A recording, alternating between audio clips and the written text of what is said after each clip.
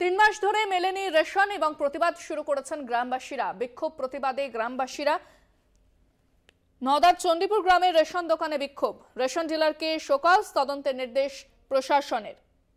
3 মাস ধরে মেলেনি রেশন, প্রতিবাদে বিক্ষোভ গ্রামবাসীদের। নওদার চণ্ডীপুর গ্রামের রেশন দোকানে বিক্ষোভ।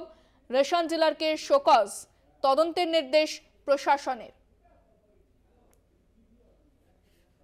3 মাস ধরে রেশন না মেলায় বিক্ষোভ গ্রামবাসীদের।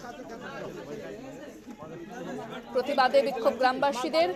রেশন ডিলারকে শোকজ করা হয়েছে এবং তদন্তের নির্দেশ দিয়েছে প্রশাসন।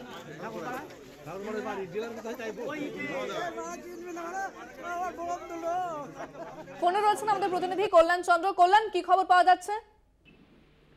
দেখো, সেটা হচ্ছে নওদা ব্লকের চণ্ডীপুর গ্রামে অভিযোগ যে স্থানীয় রেশন ডিলার গত 2-3 মাস ধরে রেশন দিচ্ছেন না এলাকার মানুষকে, এবং এলাকা মানুষের অভিযোগ যে মুখ দেখে দেখে 2-1জনকে রেশন দিলেও বাকি 90% মানুষকে তিনি রেশন দিচ্ছেন না। এই অভিযোগ তারা লিখিতভাবেও বিভিন্ন প্রশাসনকে জানিয়েছিলেন।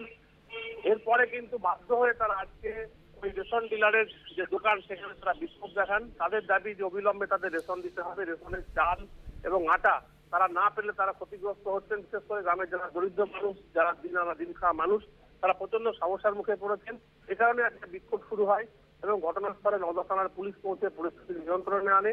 তবে বিষয় যেটা হচ্ছে যে স্থানীয় ভিডিও যিনি রয়েছেন দেবাশিস সরকার, তার বক্তব্য যে ওই রেশন ডিলারের বিরুদ্ধে আগেও অভিযোগ হয়েছিল, যার ফলে তাকে শোকজ করা হয়েছে এবং কেন তিনি রেশন দিচ্ছেন না সে বিষয়টা ফুড সাপ্লাই অফিসারকে দেখতে বলা হয়েছে।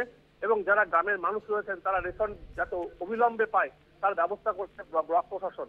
কিন্তু বিষয় গ্রামের মানুষ, যাদের গ্রামের মানুষের দাবি তারা গত 2-3 মাস যে রেশন পাননি সেই পুরনো রেশন কি করে তারা রিকভার করবেন, অর্থাৎ সেই যারা রেশন থেকে বঞ্চিত হয়েছে, যে সমস্ত দ্রব্য থেকে সামগ্রীতে পাননি তারা, সেগুলো কি তারা পাবেন না নতুন করে তাদের দেওয়া হবে, সেই প্রশ্ন জেগেছে এলাকায়। এই যে সকাল থেকে উত্তেজনা তৈরি হয়েছিল, নওদা থানার পুলিশ প্রশাসনের আশ্বাস পেয়ে সেই বিক্ষোভ তাদের ওঠে।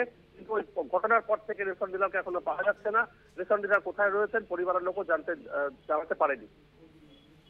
একেবারে ধন্যবাদ কল্যাণ। কথা বললাম প্রতিনিধি কল্যাণ চন্দ্রের সঙ্গে।